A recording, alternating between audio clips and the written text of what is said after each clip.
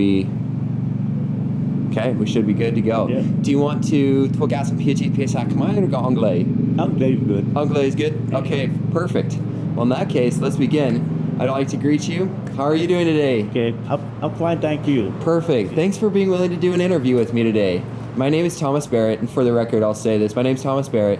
Today is June the 2nd, 2025, and I'm here with you here in Pennsylvania today to do an interview with you.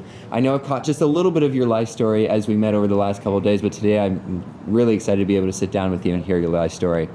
For me, I'm the translation coordinator for a project at Brigham Young University in Provo, Utah, called the Cambodian Oral History Project. And the goal of the Cambodian Oral History Project is to preserve the genealogy and life stories of people who came from Cambodia, who have history there, that may have survived the Khmer Rouge or have even more of a compelling story like yours you're ready to share with me today.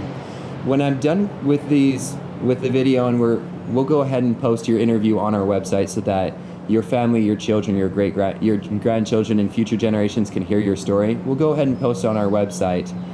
I just wanted to double check with you. Do I have permission to post everything on the website? Absolutely, sure. Yeah. Perfect. And when we're done with this, I'll share all the files with you so that you and your family can have this. It'll be a little treasure for future generations. Thank you. So, excellent. Well, I'm excited for this. The first important question I'd like to ask you is, what is your full name?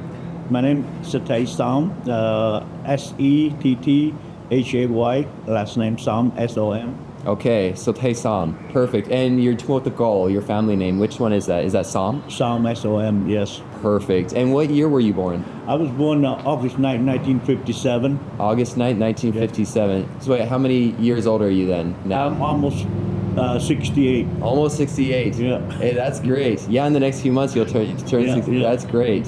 Okay. And where were you born? I was born in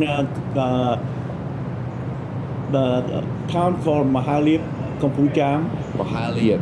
Okay. Yeah. And then I don't remember anything because my father moving around a lot, so I was end up in the Kampot Providence, and Kampot Prenuk, and that area and also in Kapusao. Okay. I'm very familiar with that area. Okay, so you moved around a lot as a kid then. Yeah, Gotcha. Right, a lot. And then when I lived there until 1969, 70, we moved to Phnom Penh. Okay, you moved to Phnom Penh. Yeah, because Khmer Rouge sky were all over, so yeah. Probably the safest place to go back to the city. Got it. Yeah. Okay. Sounded like the motorcycles go by.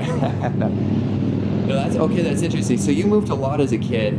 What was your dad and mom's name, just for a little more context? My father's name Kim Phin, Khim and Phin. Kim Phin. And last name Som. Okay. Oh, Kim Phin. He's like a district chief. Oh, really? Yeah, he was a district chief of that Prenuk and Kapot. Interesting. Okay. So why did he move around a lot? Was it for work? For work, his work related. He moves around, and then when he retired, we just stay where he's at. Okay. Place of work. What did he do for work? My dad. Yeah. And my dad, I say he's like a chief district, of the Prenuk. Oh, okay. And so that's what he did when he was there. Yeah. Okay. And then when I think it was 1969 or 70, we moved to Phnom Penh. Phnom Penh. And and then when I was 15, I tried to join the military. When you were 15? 15 years old, I tried to go to the military, and then we go through all the trainings and everything, and then they found out I was only 15, so they kicked me out. I had to. Are you kidding? Why did you try to join the military when you were that young? Because it's nothing else to do. It's when we live in the in the middle of the war zone, it's nothing to do, and I somehow just wanted get out where I was at. Do something new. At that point, what year was that? I believe in 1973. 1970. Okay, so you're in the London era. And then when I believe it's like late 1973, my brother took me in to Riem near Kampong Sam, and then he get me enlisted into my Navy. Okay, gotcha. Yeah. When you tried to join the first time, did you join the Army or just? Yes. Okay. The Army. You joined the Army, and then they kicked you out. Went through the training, went through boot camp, and then they find out I was only 15. They kicked me out, so I had to come back home.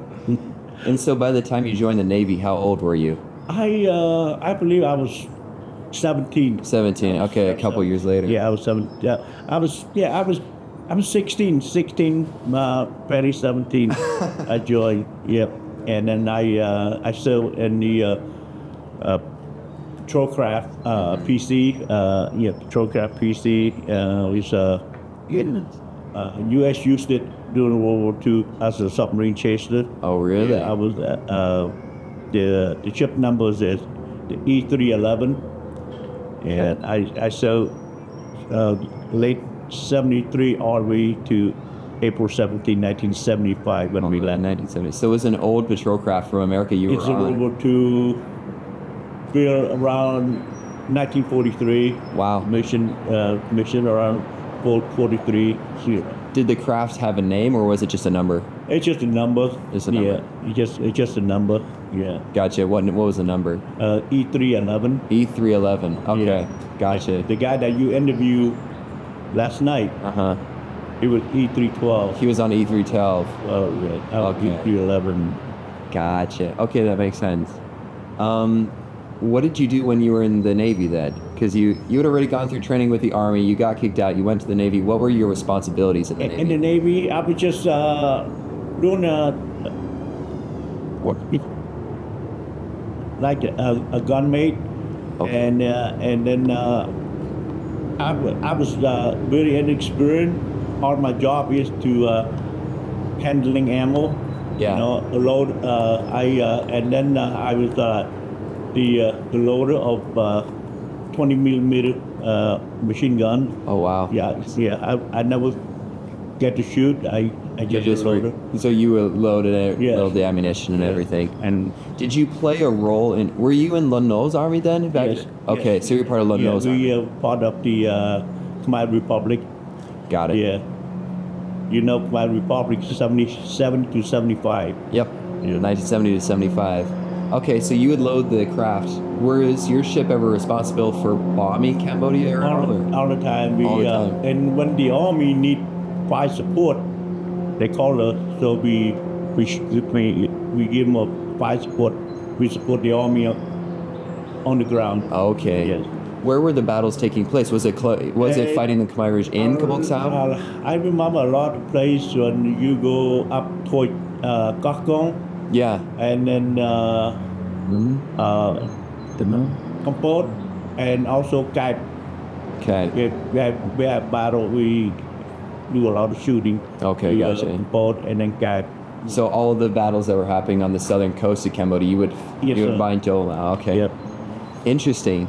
So then, could you tell me the story of what happened when Khmer Hom Ki Joel Pnompai? Well, we were just that. I remember that day very clearly. That I think the day before that, I see the American, not an aircraft carrier. It's the helicopter craft was out in the sea near our base, and they launched a bunch of helicopters fly toward Phnom Penh, and no one know what was going on.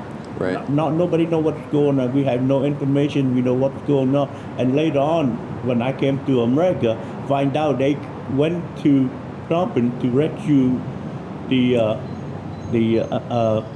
embassy. Oh, right. Embassy workers. Employee, you know, and then and the next day, the April 17, and we find out the Columbus fault, and Yes. people, regular people like us, we have no idea what was going on, and then at my ship, we pick up the base commander. We have to take that April 17th that evening, about around 6 o'clock. We take him, and all the ship attacked with a bunch of people and stuff like that. Some people chose to stay. Some people want to leave with us. So my ship, E311, we arrived near Thai border, Thai and Okay. Cambodia border. So you were one of the 3 ships that went to Thailand instead of going back to Cambodia. Full ship. There are 4 ships. Yeah, full ship. P111, What's that? P112, E311, and E312. Okay. And we went there, and then Thai did not let Super. us bring our warship in their water, but they gave mission to give 2 swift boats to go to Thailand with the base commander, Okay. Captain Samsari. Samsari. Yeah, He was the base commander. And Cao Nung, what was your title? What rank did you have? I'm just a young seaman. You're a seaman at that point. Just this young seaman, and then And you were probably 18 or 19 at this point? no, You're still 17. I was about 17, 18 years old. 17 or 18. And then and then during that time, after we unload him, and then my ship, they a bunch of enlisted took over the ship. They took over the ship. They want to take the ship back to Cambodia. Oh, so 4 went to Thailand and then 1 went back. It wasn't that they and my parted ship. ways. Well, my ship wanted to come. Well, they took over the ship, and they want to take back to the Ream, like Cambodia. Yeah. What happened? My ship and all the ship come together. 4 ship come together. A lot of ship went back, but a lot of ship, 4 ship we parked, we docked side by side. And then and I don't know, something tell me to get off the ship. So I get off, went on the other ship, find my brother. Right. Oh, because your and- brother was with you at that time. Yeah, and then as I go to the jump from my ship to the other ship, and probably less than 5 minutes, my ship Took off. when I look back, my ship left me. So Really? and then and then we left with 3 ships. P111, P112, and E312. Okay. Only 3. We're Only trying to 3. figure out where we're gonna go, and then the next country that we wanted to go, we went to Malaysia. Malaysia. Yeah, so you got at that point your boat Yeah, left. my boat left, turned around, went back to Cambodia, and I stuck with the other 3 boats. I stayed with P112, and then I helped the other, drive the boat, stuff like that. So you left what was it, P111? P112. P112 was your old boat? No, my old boat is 311 Oh, 311. Okay. Yeah. So it was 311 that went back to Cambodia, Yeah. and then you got on on P112. P112. Gotcha. Yeah, and then we went. All the captains trying to figure out where we're gonna go next, because we had no clue. Yeah. And then we end up in Malaysia water. We went to Malaysia, and they couldn't take us in, but they gave us water and fuel and stuff like that, because the captain somehow they coordinate with the American embassy, so they can go to Subic Bay. Yeah. That was our next mission. We top off with fuel and water, and we had to Subic Bay. Oh, and that's out in the Philippines, right? Subic Bay? Subic Bay, Philippines. Yeah. Yeah. Out of Subic Bay, we had the only United States Navy air station. Uh-huh. Yeah. And then with the Navy's American Navy's 7th Fleet was still stationed there. Really? They're Yeah. still stationed there? And then when they told us to all engines stop, and then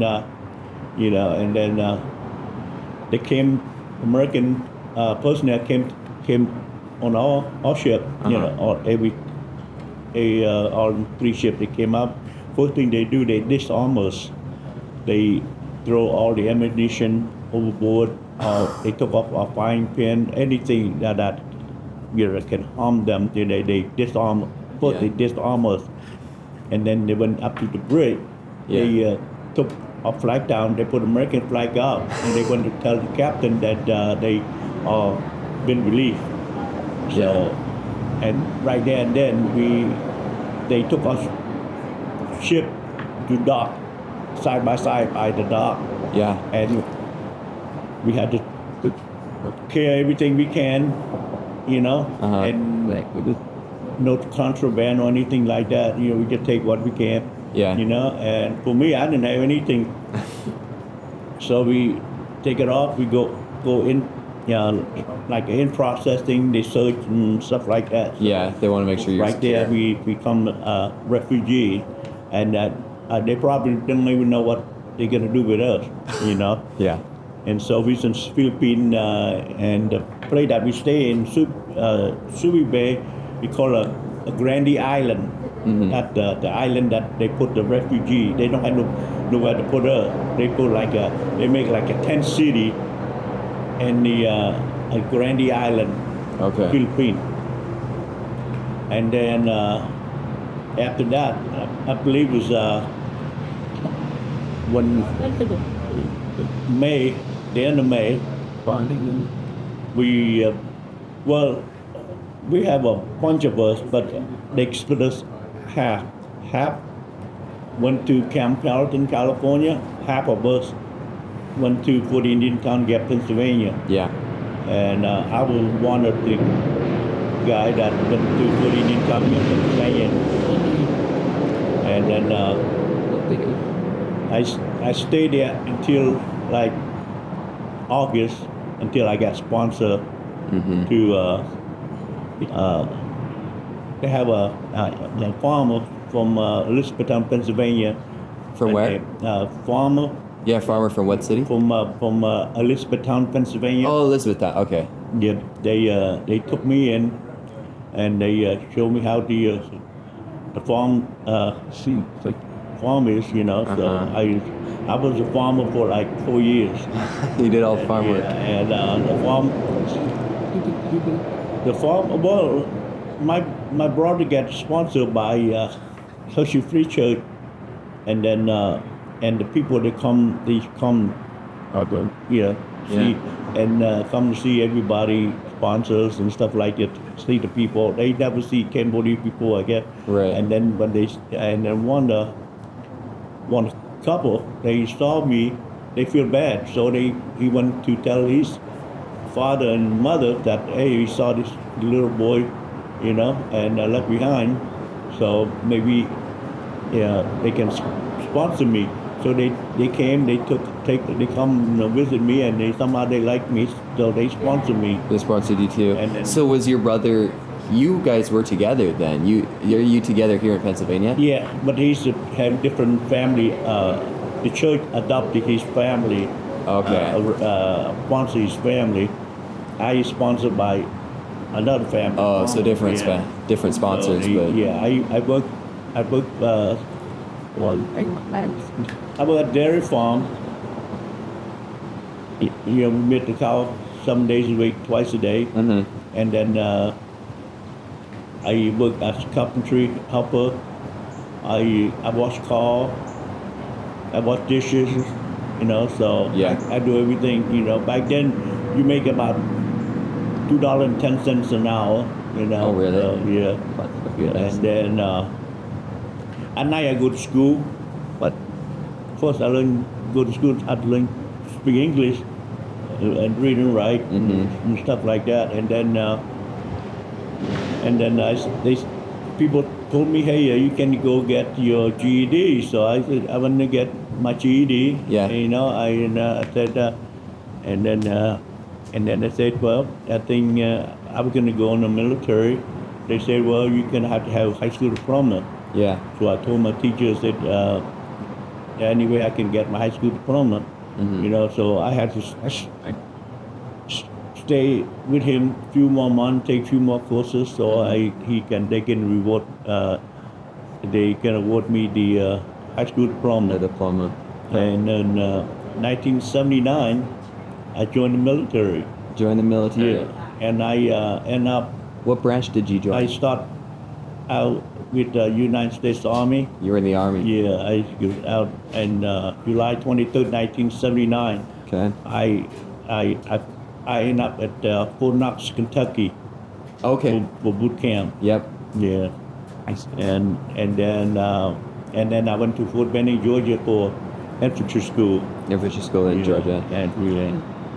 And all basic training, basic infantry, basic everything. And then I got assigned to my first duty station was at Fort Knox, Fort Camp, Kentucky. Yeah. I served with A Company first and our first infantry. And I was the smallest guy in my squad, my platoon, and my company. Yep. But I carried the biggest gun. They gave me like a machine gun. Nice. And then I stationed. And then after that, I was stationed in Germany. Oh, really? During the Cold War, you know. Okay.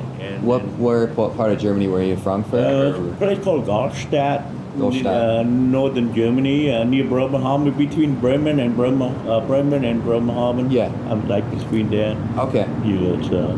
Got it. And then I came back. I went back to my old unit for like another 18 months, and then I got assigned to 25th Infantry Division, Hawaii. Oh, in Hawaii. Yeah, 1984 to 88. Yeah, I was with the 25th Infantry Division. Yeah. He's after 4 years. 25th Infantry for 4 years then. Got it. And then when I came back, I went to New Mexico, Texas, Fort Bliss, Texas, near New Mexico,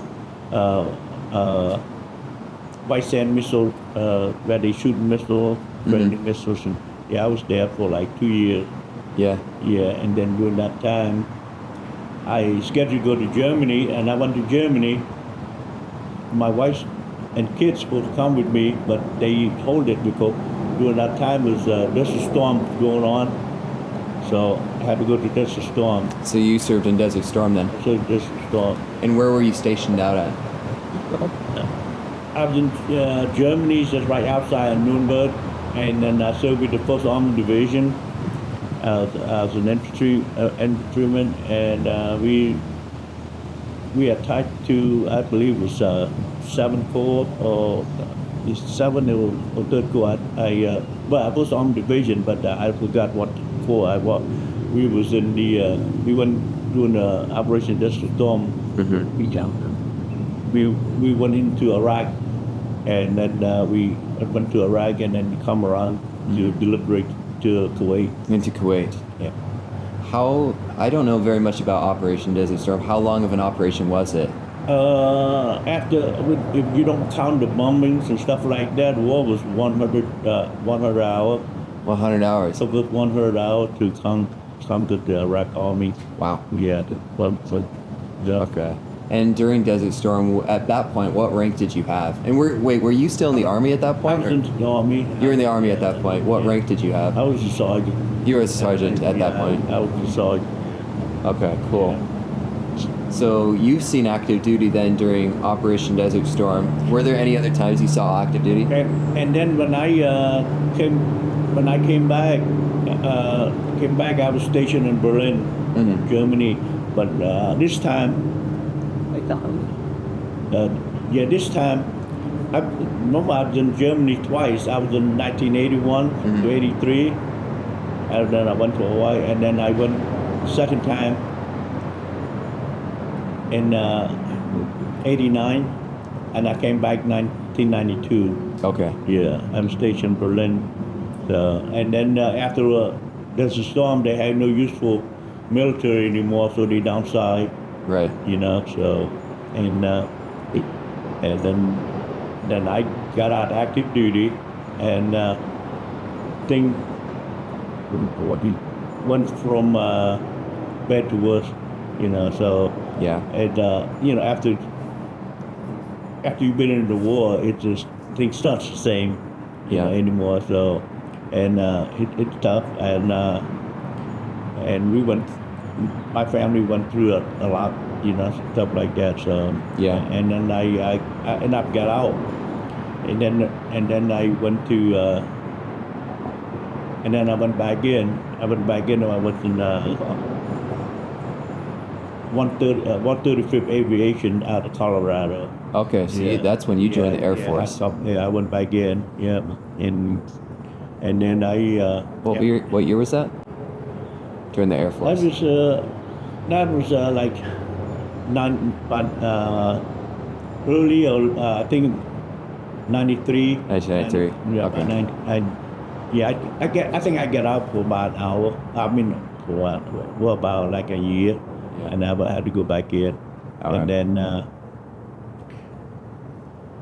and then the war on terror, and then that's when I switched over to the Air Force. Yeah. Yeah, the Air Force, and back then I deployed, but I was not in the front line anymore. I was in on the support role.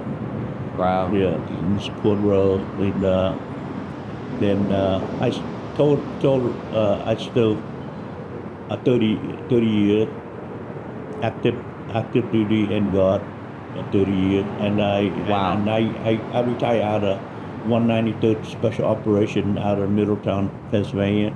Really? Okay. And then I started trying to live a normal life, get a normal job. I worked for Hershey Company. Now you work for Hershey? For about 18 years, and then now I'm now retired. Now you're retired? Yes. Okay. When did you join Hershey's? I was in Hershey up to 06. In 06. 06, and then when I got a job at Hershey Company, 06, and I think it was January 06, and July 06, I got deployed. Uh-huh. They called me back in. I got deployed. So you're a reservist? Or? Yes, the Air National Guard, and then I have to leave my job, go to operation to the desert until 2007. To 2007. And I come back, get my job back, and continue to work until I retired 2 years ago. Wow. Yeah, I tell you, 2 years ago. So you've done a lot of different branches then. You've done Army, Navy, and National Guard at this point then. Yeah. All three. That's impressive. That is quite the career. Thank you for your service to our country then. Thank you. That's amazing. So I'll go back just a little bit. I kind of want to get a little more context for what family life was during this whole deal. You mentioned your brother was in the Navy with you originally. Yeah, How many? My brother was in Navy. He was a captain on E312. Oh, he was the captain. Yeah, and then he was the captain that ship. Uh-huh. So he the one that got me Into the Navy. going into the Navy. So Is he the only sibling in your family that did? Is he the only sibling in your family that does the military, or do you have other I siblings? have others family. Oh wow. Yeah, all my brother. Yeah. Okay. How many siblings do you have? Well, my dad.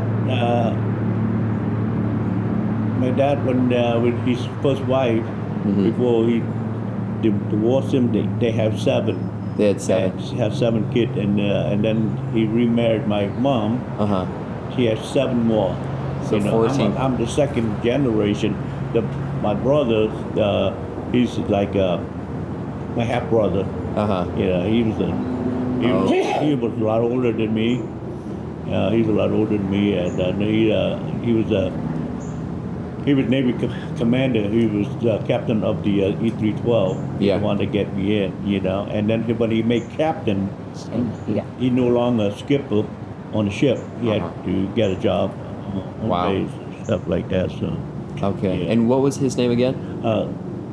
Som Koeun. Kuren. Yeah. Som Kuren. I'll write that down for you. Oh yeah, that'd be great. Yeah, once we're done, I want to write a note card up. So we already covered your dad's name.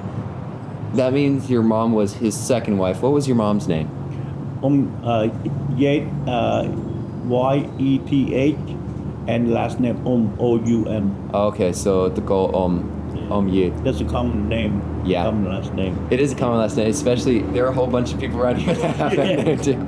Okay, that's great. Do you remember your grandparents' names? Dan Kang Song. I don't. I probably see them alive, but I don't remember. I must be too young. Okay, so you don't remember on both sides of the family. You don't remember your grandparents. No. Okay, gotcha. Okay, that's fair enough. I know this is a lot to ask. That means you have 14 like Mongol and on both sides of the family. Yeah. Can you give all of their names? Do you remember all their names? Yes, I can do that. Okay, I want to see it. I will do my best. Okay. But by the way, the brother, my sibling, we have not seen each other since 1974. Okay. First time I ever see my brother and my sister was 2019. Wow, because you were either deployed or moving or.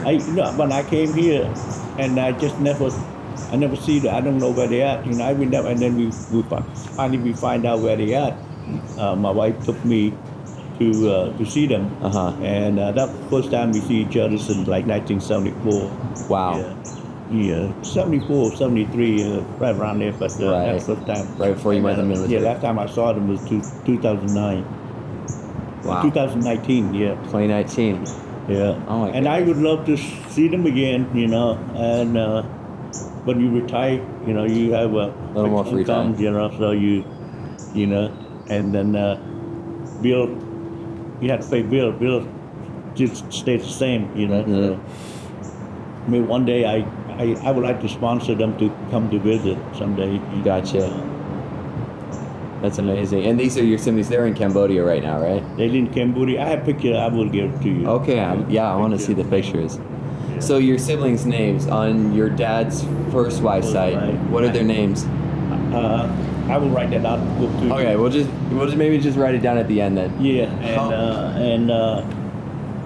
And once the oldest one was Samal. Samal. And I think my sister, I think she passed away during the war. Oh, really? Yeah. During the other one, he was executed. I think. But my brother, the oldest one, they killed him. The Viet Cong killed him in like 1972. Okay, he would have died for the Viet Cong. Okay. Yeah. Got it. And is that on your Madaikum Mount? Is that you're on that her side, not on your on? Okay, got it. Okay, makes sense. If you were to count them all up, how many brothers and how many sisters do you have? I got 4 of us and 2 sisters. Okay. Yeah, on my side, my brother, about the same. Wow. So 4 brothers and 2 sisters. So that's 5 brothers total, 5 sons total, including yourself, right? Okay. So 5 boys and 2 girls, 7. Kang Madaikum now. That's a lot. That's cool. That's a lot, yeah. That's way cool. Awesome. I want to jump forward a little bit. You mentioned that you jumped into this military career, and then you couldn't take your family with you when you were in Germany. Yeah, but that's how the way it is. When you call permanently change of station, normally you go the whole family. Yeah. But during that time it was the operation. This is storm. So I'm the only one that can go. She had to stay put. It makes sense. Yeah. And, So when did you meet your wife then?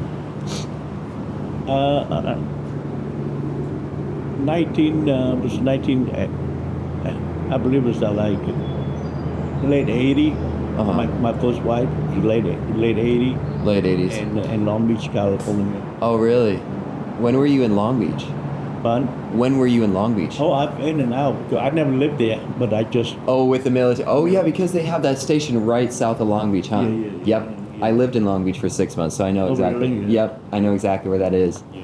Okay, got it. So you met in Long Beach. Did you have any children with your first wife? Yes. My older daughter's named Penelope Som. Penelope.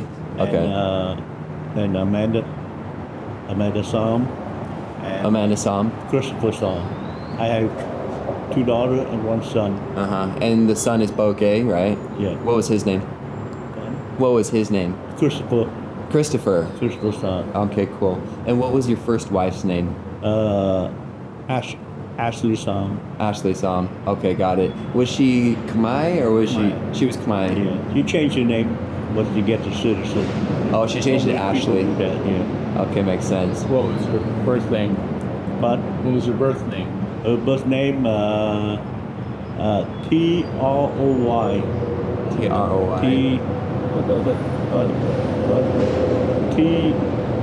Trop. Yeah. Trop. Yeah. Okay, gotcha. Drop some back. Oh, Trop. Oh, okay, Trop. Okay. And is that Chmotokol ko? Trop nang? Huh? Trop nang, was that Chmotokol or is that Chmokamna? To my choose. Why? Yeah. Yeah. But Trop, what was so tha Chmopain but Gakot. Chmopain Chmok Ege. Drop and her last name Tien. Tean. Okay, the gold Tiang then. Yeah. Okay, that makes sense. So how did you meet your second wife then?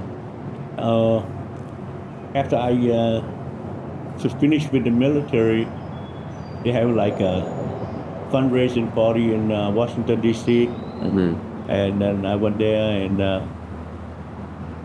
and then we just met. We become friends. Mm-hmm. And Gotcha. And what year was that? Was that before Desert Storm? Was that I think I met my wife here.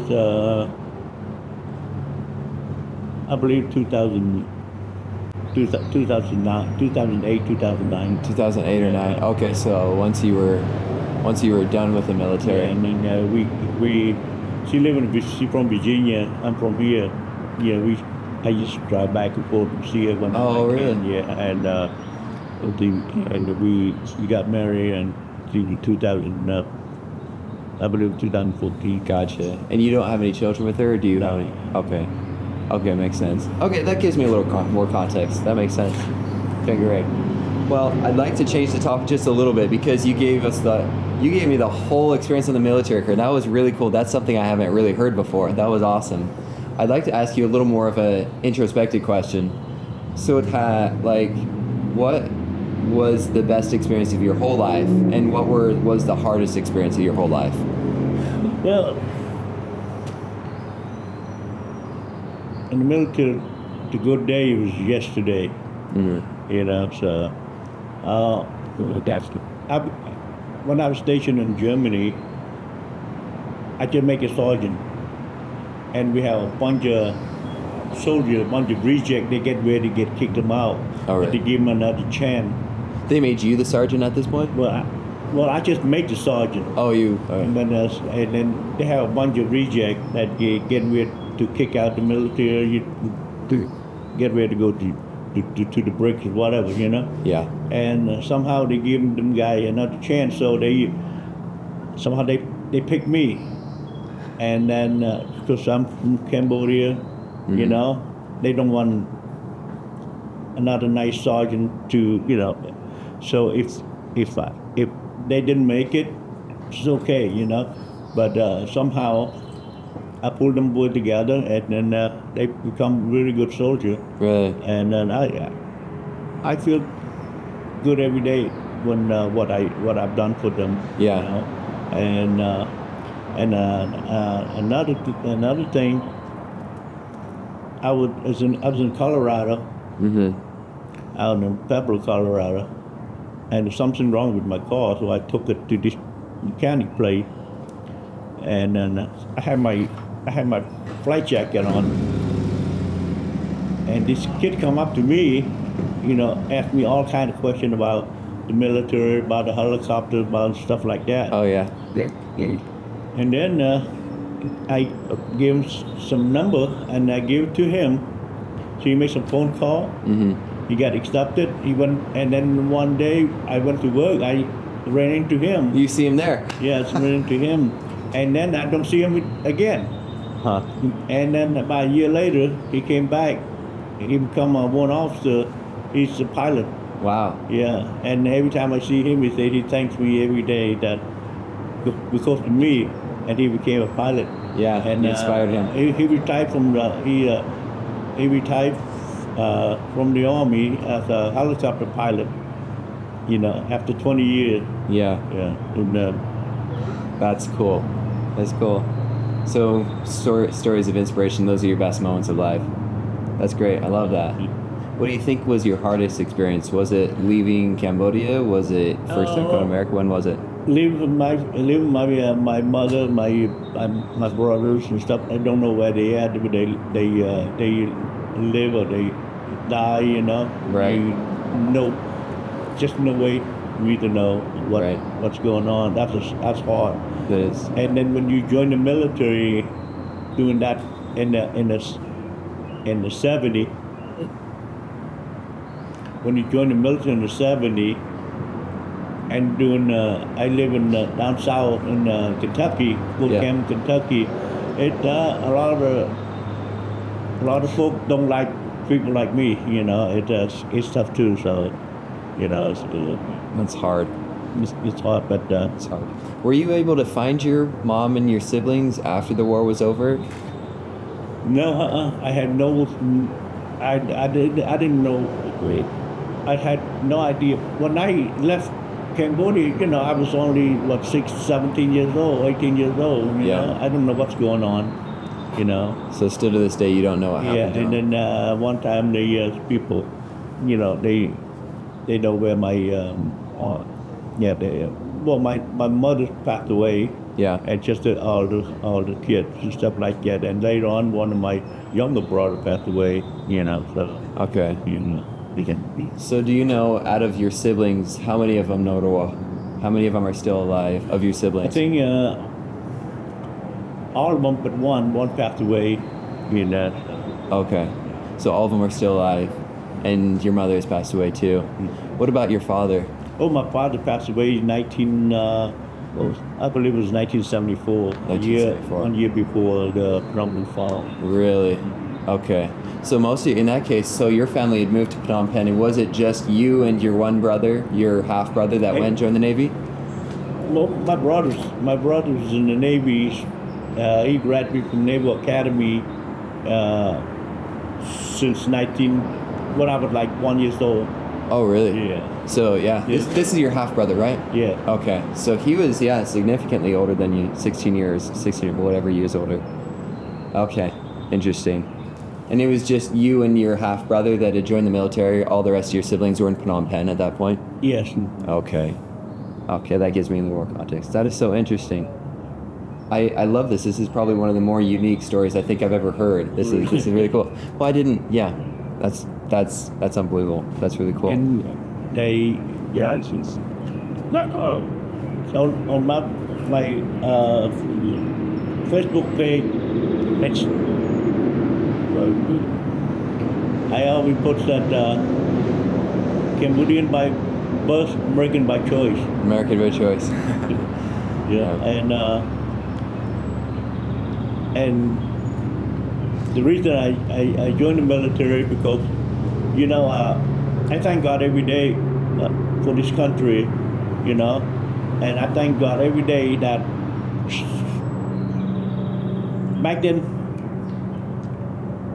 I didn't know God, Yeah. but God knew me. Yeah. Somehow He told me to get off that ship. Something just told me that you need to get off. Yeah. Soon I got off, less than 5 minutes, that ship. The ship was gone. I would have been dead, and then we went Thailand, we went all those places. Nobody wanted to, except United States. United States. Yep. And I never forget. And that's the reason I joined the military. I want to give back. You want to get back to the country. I want to give back because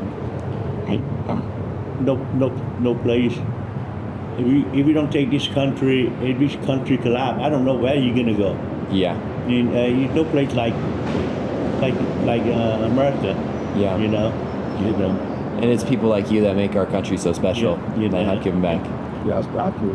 And then when I was in that refugee camp in Fort Indian Tonga, as 18 years old, barely 18, sitting at top of that hill, watch the helicopter take off and landings and stuff like that. And I always told myself, I said, man, I want to be one of them guys one day. Yeah. So, and I want to join the military. I want to give back.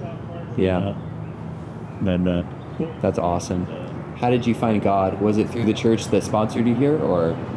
I find God with the people that adopted me. So they good Christian, they good hard-working people. And I have all my friends live around here. Yeah. And some live in Lebanon, some live in Harrisburg. They in the 70s, they long here and party and stuff like that. Yeah. I'd never fit in, and just don't fit in.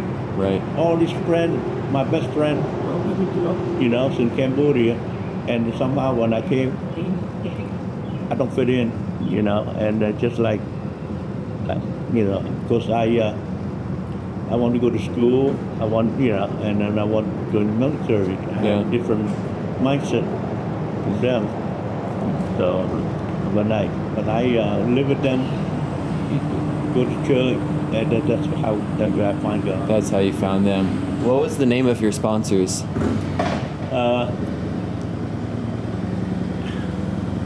Edward Zell and Jean Zell. Edward and Jean Zell. Yeah, and she's 101 right now. She's still alive. Yeah, That's amazing. Her husband passed, but she's still alive. We went to her 100th birthday last year. Oh, really? Wow. Yeah, That's amazing. We get ready to celebrate 101. Yeah. Yeah. Oh, that's beautiful. Wow. Thank you for sharing your story with me. I've loved being able to do this, and in front of the Susquehanna, this has been beautiful. I do want to ask you one final question before we close. It's my favorite question to ask in Khmer because they use a special word here. They suati pisa Khmer ki suatha ta ombroh mien bik bik a jam tam ya a jam non cry. Like, are there any words of advice you'd like to share with future generations, with your kids and grandkids, or anyone in the future? Is there any words of advice you'd like to pass along? Well, you're in this country, you can do anything you want. Nothing can stop you but yourself. Yep. Anything you want in life, this is the only place you can do anything. You can want anything. Nobody can stop you.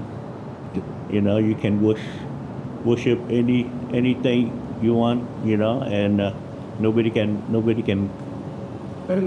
bang on your door and pull you out, and this is the greatest country in the world. And then and just like I say, whatever you want to do, nothing can stop you.